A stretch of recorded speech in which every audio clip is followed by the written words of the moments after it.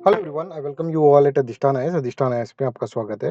This is 1.5 year current affair series और इसके अंदर हम लेक्चर नंबर 55 आज यहाँ पर कर रहे हैं। राइट, स्टार्ट करने से पहले मैं आपको बताना चाहूँगा कि हम करंट अफेयर सीरीज के अंदर एक बड़ा कॉम्प्रहेंसिव प्रोग्राम लेके चल रहे हैं, जिसके अंदर सिर्फ वीडियो लेक्चर्स हम नहीं बता रहे हैं, हम शॉर्ट्स के थ्रू भी आपका करंट अफेयर्स के लेक्चर्स कंप्लीट कर रहे हैं। कुछ कॉन्सेप्ट्स भी हम कवर कर रहे हैं। आप शॉर्ट्स जो है ना, इसका एक इंस्टाग्राम चैनल भी है जिसका लिंक डिस्क्रिप्शन में दे रखा है। उसके अंदर बहुत सारी रील्स बना रखी है, बहुत कॉन्सेप्चुअल अंडरस्टैंडिंग बहुत आसान भाषा के अंदर बना रखी है, वो सब जरूर देखें। ठीक है, 1.5 year current affairs booklet prelims 2024 ये भी हम लॉन्च कर चुके हैं। ठीक है, पार्ट 1 लॉन्च हो गया है, जैसे मैंने आपको बताया 25 मार्च को पार्ट 2 यहाँ पर लॉन्च हो जाएगा। राइट, आज के इस टॉपिक के अंदर हम ये 5 टॉपिक्स कवर करेंगे। राइट, चलिए सबसे पहले ग्रुप ऑफ 33 अपन देखते हैं। ग्रुप ऑफ 33 क्या है, ये समझो जैसे जो WTO वर्ल्ड ट्रेड ऑर्गेनाइजेशन है ना, ये ट्रेड के ऊपर रूल्स एंड रेगुलेशंस बनाती है, ट्रेड के ऊपर रूल्स एंड रेगुलेशंस बनाती है। ठीक है, यहाँ तक समझ में आ रहा है।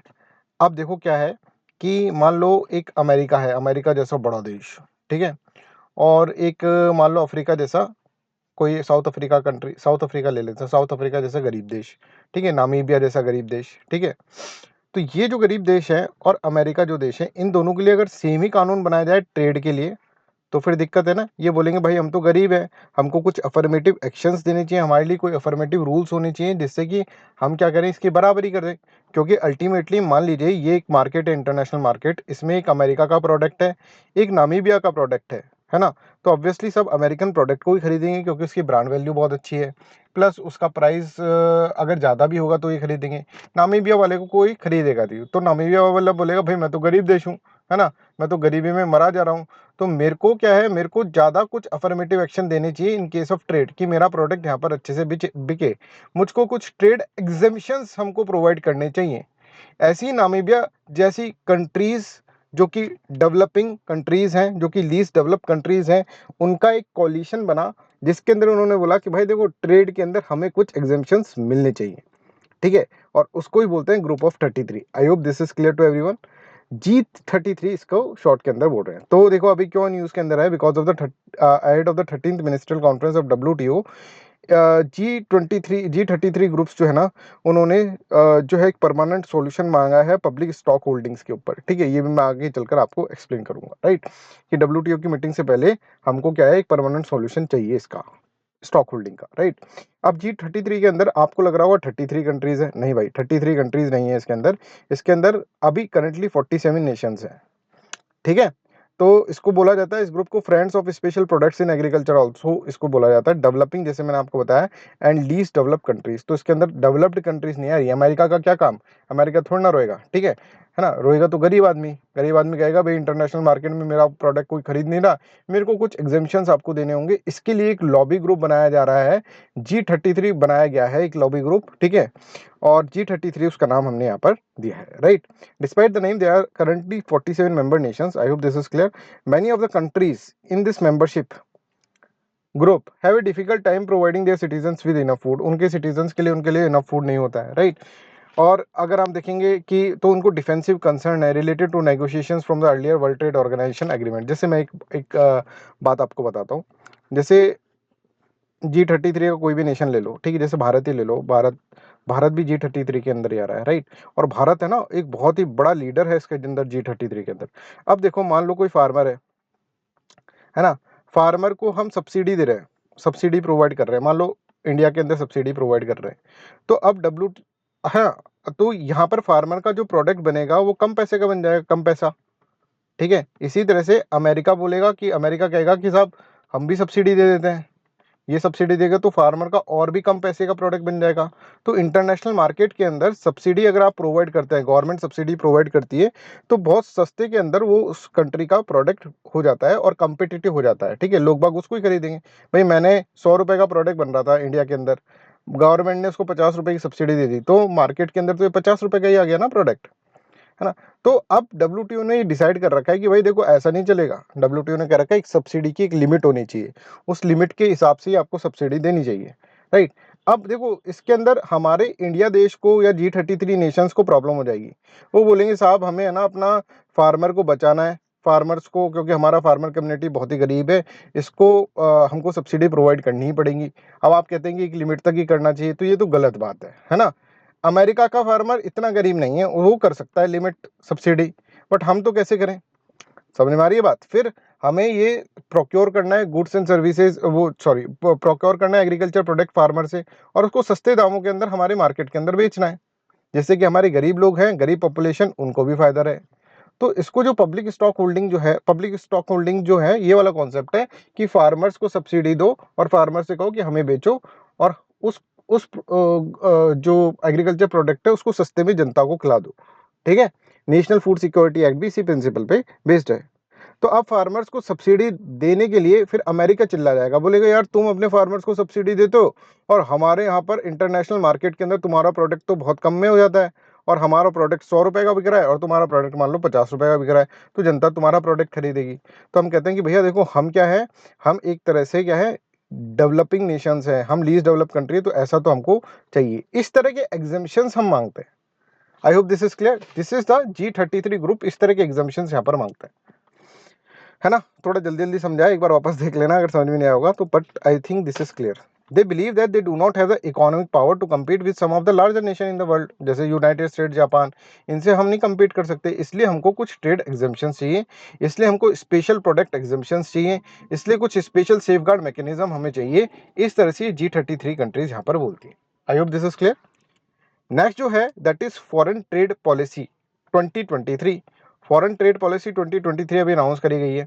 तो वो ट्रेड पॉलिसी के अंदर क्या होगा, कॉमर्स होगा, ठीक है, और इंडस्ट्रीज ही ट्रेड करेंगी। तो commerce, ministry of commerce and industry, ये क्या है, ये लॉन्च करती है फॉरेन ट्रेड पॉलिसी 2023। अब इस फॉरेन ट्रेड पॉलिसी के अंदर क्या होता है कि कुछ टारगेट्स होते हैं, उन टारगेट्स को आप याद रखिएगा, प्रीलिम्स में बहुत फ्रिक्वेंटली ये पूछते हैं। ये फॉरेन ट्रेड पॉलिसी 2023 है, इसका टारगेट, पहला टारगेट ये है कि हमें $2 ट्रिलियन, क्या करें सर, इसका एक्सपोर्ट करना है हमें। ओ सर, $2 ट्रिलियन तो बहुत ज्यादा है सर, एक्सपोर्ट करना है, पर 2030 तक करना है, ये टारगेट आप याद रखो। ठीक है, दूसरा टारगेट ये है कि जैसे डॉलर एक ग्लोबल करेंसी ना, वैसे रुपये को ग्लोबल करेंसी हम बनाए।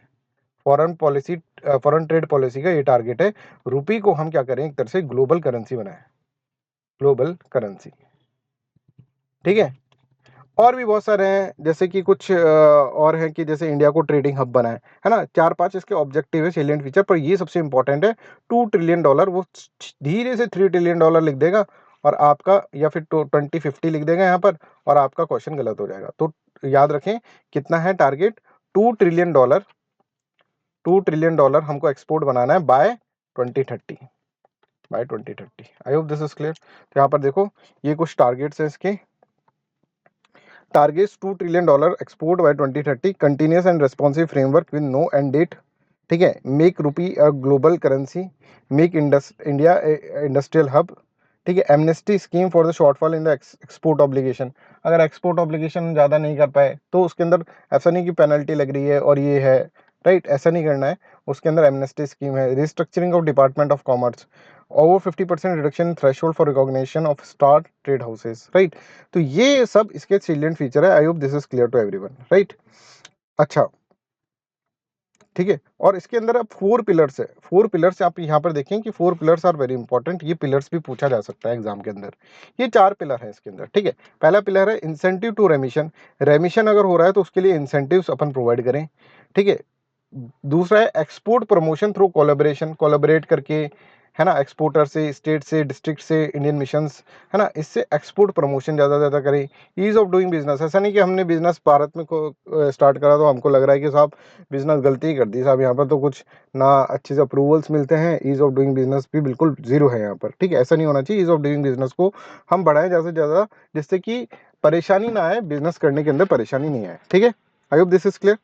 और इमर्जिंग एरियाज यहाँ पर ये बताया गया है, ई कॉमर्स, डेवलपिंग डिस्ट्रिक्ट, ठीक है, export hub, streamlining, special chemicals organism, ठीक है, मटेरियल इक्विपमेंट्स एंड टेक्नोलॉजी, ये सब क्या है, ये हमारा जो होगा एक इमर्जिंग एरियाज है।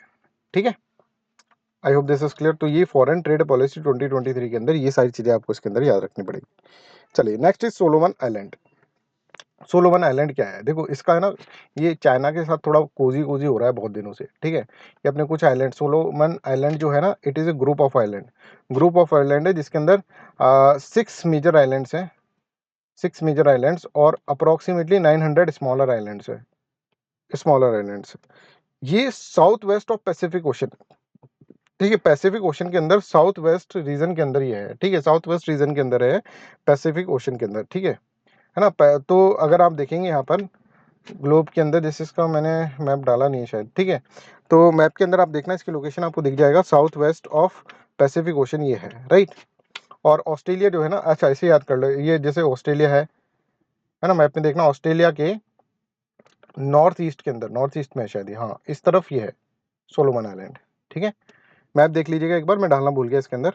तो यहाँ पर देखिए, it is an island consisting of 6 major islands and 900 smaller islands. अभी न्यूज़ में क्यों है? Because China and Solomon Islands have jointly announce the official establishment of comprehensive strategic partnership, ठीक है। अब ये देखेंगे यहाँ पर बहुत सारे आइलैंड्स जो है ना, उसके अंदर रहने लायक नहीं है, माउंटेनियस और हेविली फॉरेस्टेड आइलैंड्स हैं, ठीक है। बट ये strategic point of view say that is very important. Pacific के अंदर अगर होल्ड करना है चाइना, एक दो आइलैंड्स इसके ले ले या इससे अच्छा रिलेशनशिप रख ले, अपने मिलिट्री बेसिस यहाँ बना दे, तो फिर गड़बड़ हो जाएगी ना पैसिफिक ओशन के अंदर। तो चाइना तो इसी तरह से सोचता है कि किस तरह से पैसिफिक के अंदर आप अपनी पावर बढ़ाएं। Solomon islands is a good partner of China nowadays, right?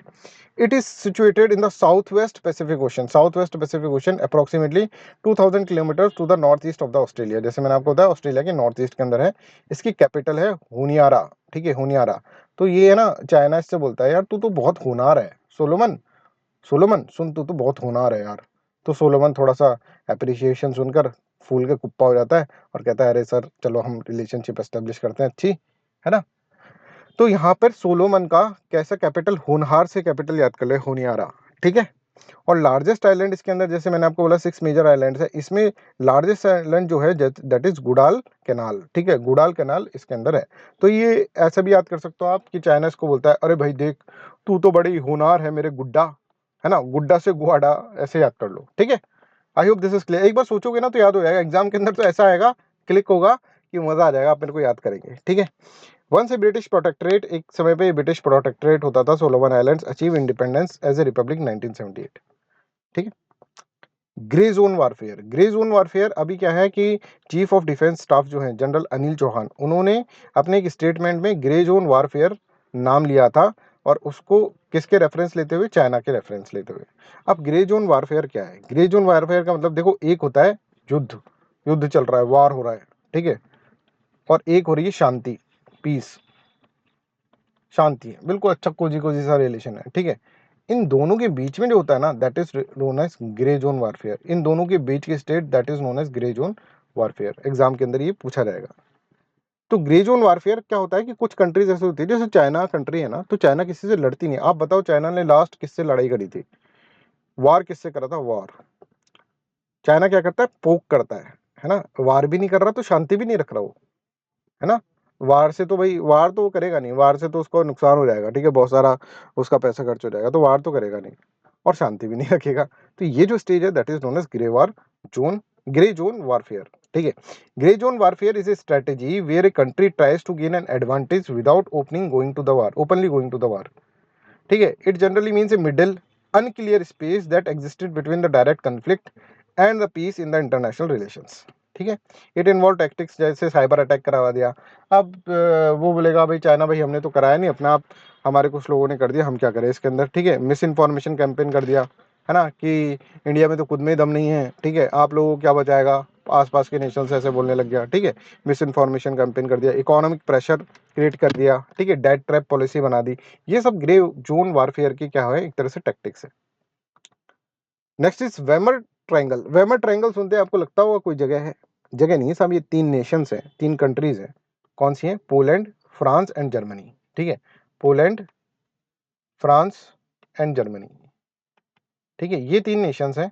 इनके ग्रुप को क्या बोला जाता है? वेमर ट्रायंगल बोला जाता है ना। वेमर पहले जर्मनी के अंदर एक सिटी है वेमर, इसलिए वेमर यहाँ पर बोला जाता है, राइट। जर्मनी कॉन्स्टिट्यूशन को पहले, है ना, वेमर कॉन्स्टिट्यूशन भी बोलते थे, राइट। तो चलो, वेमर मतलब जर्मनी, फ्रांस और पोलैंड, है ना। तो ये 3 जो हैं वो उनका उनका नेशंस का coalition that is known as Weimar triangle. Weimar triangle was created 1991 में क्रिएट करा गया था। आप देखिए पॉलिटिकल डायलॉग भी होता है इसके अंदर, कॉपरेशन की बात कर रहे हैं कि ये आपस के अंदर क्या करेंगे, ये 3 Nations, France, Germany and Poland, ऐसा पूछा जा सकता है, ठीक है। तो यहाँ पर देखो इस तरह से करते हैं, it is regional alliance to promote cooperation among the France, Germany and the Poland, ठीक है। The name Weimar refer to the city in the Germany where the initial meeting took place, ठीक है। स्टार्टिंग में ये meeting हुई थी और ये वर्ल्ड वार सेकेंड के बाद की है ना, वर्ल्ड वार सेकेंड के बाद हुआ और कोल्ड वार एंड हो रहा था, उस टाइम का ये वेमर ट्रायंगल फॉर्म हुआ था, ठीक है। Its objective is to strengthen bonds and encourage cooperation between this three countries, especially in politics, economics and culture. That's why politics, economics and culture, इसके लिए इसको वेमर ट्रायंगल बोला जाता है। तीन कंट्री है और तीन चीज़ों के पॉलिटिकल, इकोनॉमिक और कल्चर के अंदर क्या करना है, इनको अपना बॉन्ड इंक्रीज करना है। The forum offers a platform to discuss regional and global issues and had big impact on European relationship, ठीक है। तो पॉलिटिकल डायलॉग, इकोनॉमिक डायलॉग और कल्चरल एक्सचेंज यहाँ पर करा जाता है। बस आपको ये याद रखना है, पॉलिटिकल डायलॉग, इकोनॉमिक कोलैबोरेशन और कल्चरल एक्सचेंज के लिए बना हुआ है, तीन कंट्रीज का ग्रुप है, that is known as what, Weimar triangle. उसमें एक जर्मनी, एक पोलैंड है, एक फ्रांस है। चलो जी, सिक्योरिटी एंड डिफेंस कोऑपरेशन भी एक इंपॉर्टेंट इसके अंदर एंगल है, ठीक है। They conduct joint military exercise, share intelligence to tackle common challenges and enhance stability in the Europe under the NATO's framework, ठीक है। फिर यहाँ पर आप देखेंगे कंटेम्प्रेरी इशूज जैसे एनर्जी सिक्योरिटी, क्लाइमेट चेंज, इसके बारे में भी बात करने लगे। ये दोनों बाद में ऐड हुए हैं इसके अंदर, फोर्थ और फिफ्थ बाद में इसके अंदर ऐड हुए थे वेमर ट्रायंगल के ऑब्जेक्टिव्स के अंदर, ठीक है। I hope this is also clear to everyone, यहाँ तक सबको क्लियर है। नेक्स्ट जो है that is Mekong Ganga cooperation. Mekong Ganga cooperation क्या है ये अपन इसके अंदर समझते हैं। तो देखो, external affair minister S Jaishankar को chair 12th Mekong Ganga cooperation meeting, that's why it is in the news. अब मैकॉन्ग गंगा क्या है ये अपन इसके अंदर समझते हैं। ये देखो भाई ये आप देख रहे हैं कि मैकॉन्ग गंगा कॉपरेशन, एक मैकॉन्ग रिवर है, ठीक है, और गंगा रिवर है। तो Mekong Ganga cooperation is an initiative by the 6 countries से इनिशिएटिव है। इसके अंदर चाइना नहीं है, याद रखना, India and 5 Asian country. ASEAN countries के अंदर CMLV तो याद रख ही लोगे, और इसके साथ साथ थाईलैंड भी याद रख लो, CMLV थाईलैंड और इंडिया, है ना। ये जो कंट्रीज हैं, ये जो 6 कंट्रीज हैं, इनका ग्रुप जो है that is known as Mekong Ganga cooperation, ठीक है। अब ये तो सिंपल है, ये रिवर जो है that is known as Mekong river, ये जी दिख रही है आपके सामने, है ना। और ये रिवर आप देख लें, पहले चाइना से पास होती है, पर चाइना को इसके अंदर इंक्लूड नहीं करा गया मैकॉन्ग गंगा कॉर्पोरेशन के अंदर, ठीक है। फिर ये रिवर आप देखेंगे तो लाओस के अंदर जाती है, लाओस के बाद फिर थाईलैंड में जाती है, थाईलैंड के बाद आप देखेंगे कंबोडिया में जाती है, कंबोडिया के बाद वियतनाम में जाती है। तो ये भी याद रखिएगा कि इसका किस तरह से इस रिवर का जर्नी है, ये भी पूछा जा सकता है। अब ये भी क्या है, ये भी कॉपरेशन के लिए है, tourism, culture, education, transport, communication, इन सब के कॉपरेशन के लिए ये है। I hope this is clear to everyone, and this is all about today's class। आज की क्लास इतनी रखते हैं, that's all, thank you so much, bye bye, take care and have a nice day।